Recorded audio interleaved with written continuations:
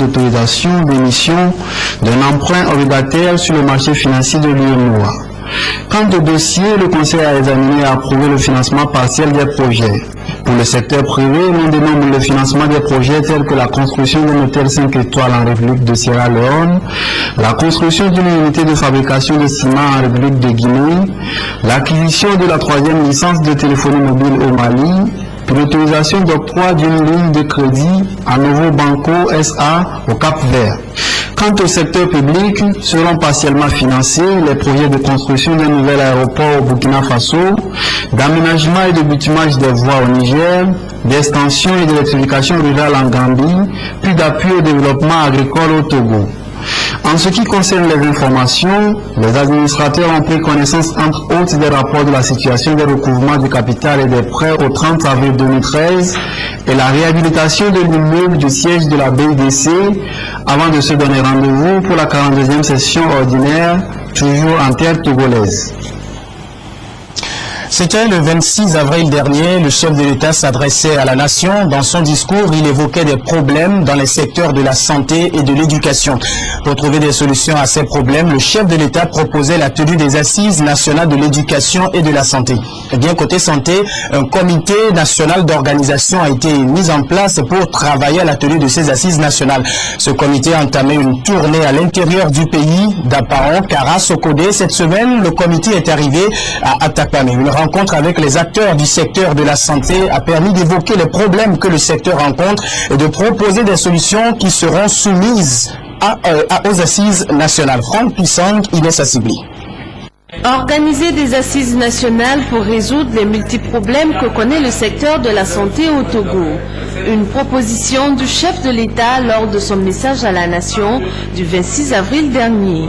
Un comité d'organisation des assises nationales de la santé a été mis en place à cet effet. Sa mission, rencontrer les principaux acteurs du secteur et relever les problèmes auxquels ils sont confrontés. C'est au niveau de chaque région sanitaire de recueillir les différents problèmes et qui entravent le bon fonctionnement du système de santé, puisque le président de la République a dit et a demandé que les assises débouchent sur des recommandations pour la résolution de ces problèmes de façon durable.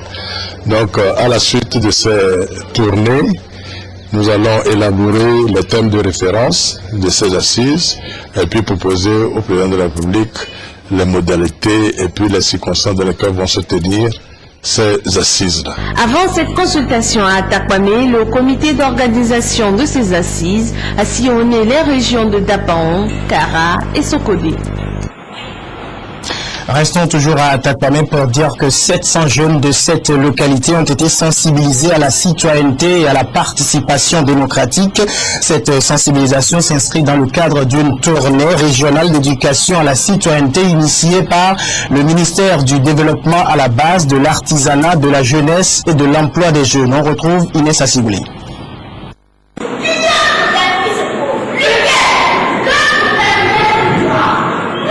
Les jeunes, la citoyenneté et la participation démocratique. C'est sous ce thème que 700 jeunes ressortissants d'associations ont été réunis à Atakpamé pour une séance de sensibilisation. Objectif, informer et partager les expériences sur les comportements civiques à adopter. Depuis quelque temps, nous avons fait un constat. Il y a des comportements peu civiques qui s'observent ici et là. Et nous avons au niveau du ministère en charge de la jeunesse initié un certain nombre d'activités pour sensibiliser les jeunes pour qu'ils ces jeunes aient des comportements beaucoup plus civiques. Nous avons par exemple les vacances citoyennes qui regroupent les associations chaque vacances et aussi les jeunes scolaires. Et au cours de ces activités, on fait des rappels sur les droits et devoirs des jeunes. La citoyenneté, ensemble de qualités morales et devoirs civiques, est considérée comme nécessaire à la bonne marche de la société. On n'a pas que des droits politiques, des droits sociaux, mais nous avons également des devoirs. Et il est important de connaître ces devoirs-là. C'est seulement des règles qui régissent la société. Et je suis sûre qu'une fois que ces jeunes auront pris conscience de ces droits et de ces devoirs, ils seront des citoyens à part de la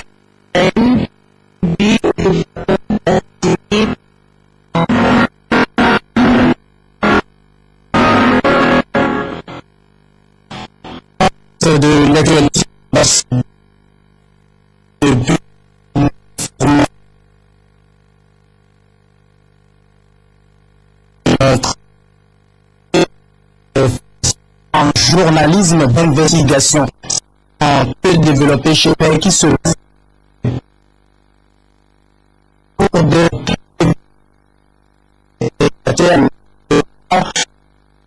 certificat au ambassadeur des États-Unis au Togo et le ministre de chronique Radio.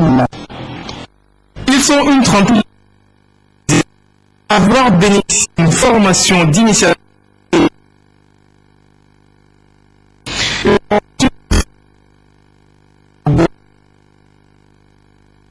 qui mérite d'oublier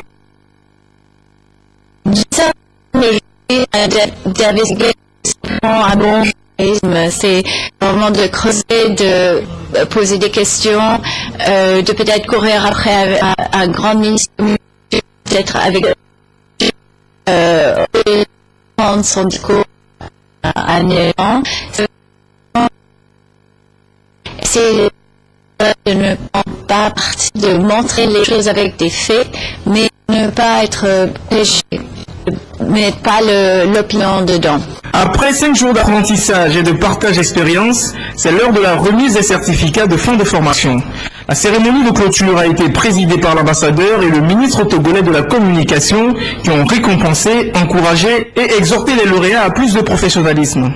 La société compte sur vous pour préparer l'information qu'elle veut. C'est donc aux journalistes d'investigation qu'il revient de découvrir la vérité et d'identifier les défaillances dans la gestion des affaires de la cité.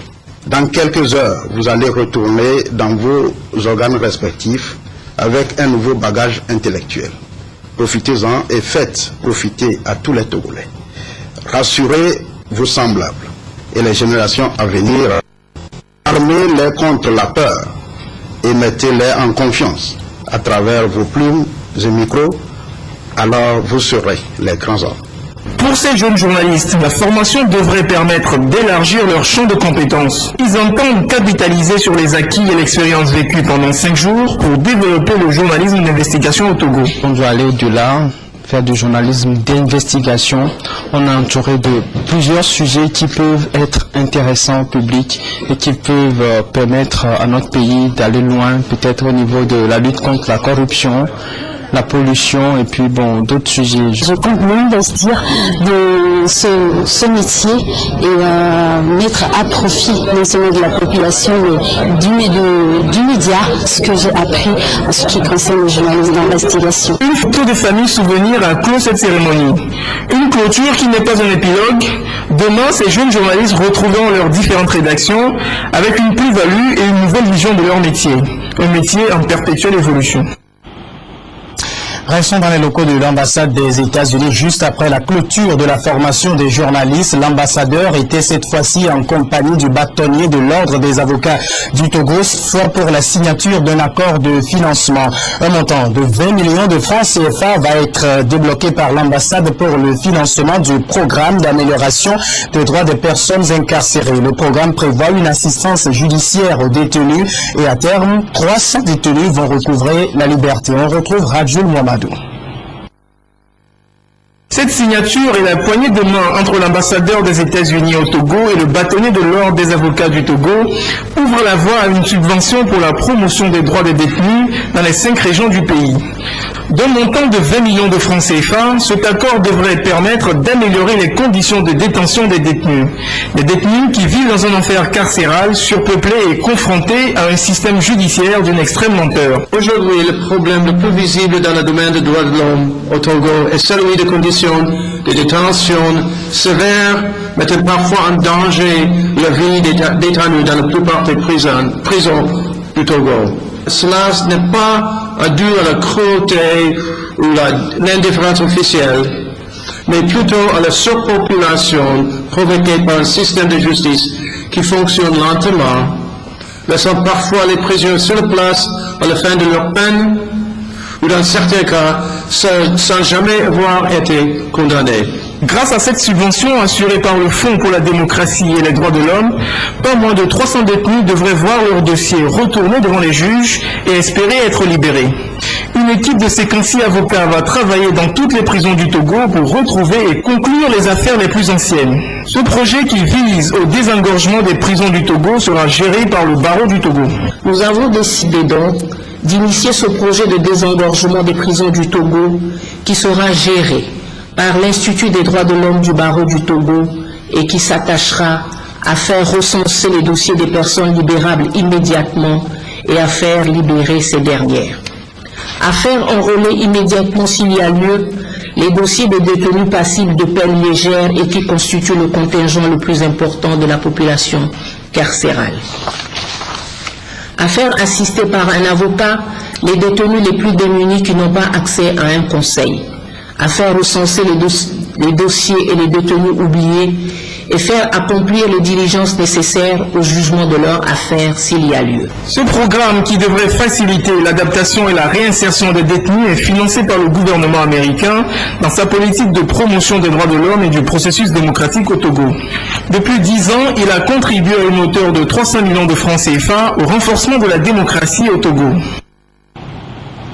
Direction les États-Unis où le projet de réforme de l'immigration vient d'être adopté par le Sénat. 68 voix pour, 32 contre. Certains sénateurs républicains ont voté en faveur du test. C'est une promesse de campagne du président Obama et cela va permettre à 11 millions de migrants en situation irrégulière d'être régularisés. Les États-Unis tournent enfin une page. Il y a quelques heures, le Sénat américain a adopté le projet de réforme sur l'immigration, une promesse de régularisation pour plusieurs millions de sans-papiers résidant sur le territoire. La promesse du président américain depuis son premier mandat. 68 voix contre 32, large majorité à la Chambre dominée par le parti de Barack Obama. Mais dans le cas adverse, certains ont aussi défendu ce texte de 1000 pages et contribué à son élaboration, tirant les leçons des causes de leur échec à la dernière présidentielle. Ne devrions-nous pas donner à ces personnes la même chance que nous avons donnée à ceux qui, génération après génération, ont franchi nos frontières irlandais, italiens, juifs, polonais? Un texte qui donne droit à une possible naturalisation à la fin d'une période transitoire de moins de 13 ans à plus de 11 millions de personnes en situation irrégulière. Mais de l'autre côté des frontières, notamment au Mexique, on est loin d'exulter. Plusieurs activistes réunis hier pour dénoncer les abus subis par les migrants lors de leur interpellation réagissent.